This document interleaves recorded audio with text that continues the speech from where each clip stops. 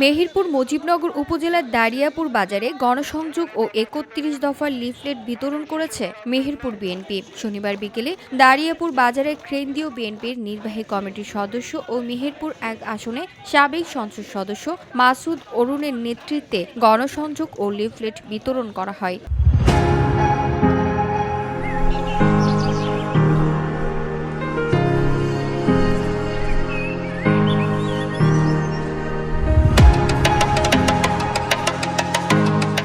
এ সময় উপস্থিত ছিলেন মেহেরপুর জেলা বিএনপির সাবেক সাংগঠনিক সম্পাদক আব্দুর রশিদ, মুজিবনগর উপজেলা বিএনপির সাবেক সাধারণ সম্পাদক শহীদুল্লাহ, বিএনপির নেতা নাসির মেম্বার, মুজিবনগর উপজেলা যুবদলের আহ্বায়ক আব্দুল হাসান, জেলা ছাত্রদল সভাপতি আকিব জাভেদ সেনজির, সম্পাদক ইসমাইল হোসেন, পৌর যুবদলের সদস্য সচিব নরশেদ আহমেদ রনি, পৌর ছাত্রদলের আহ্বায়ক তৌফিক এলাহি সহ স্থানীয় নেতৃবৃন্দ।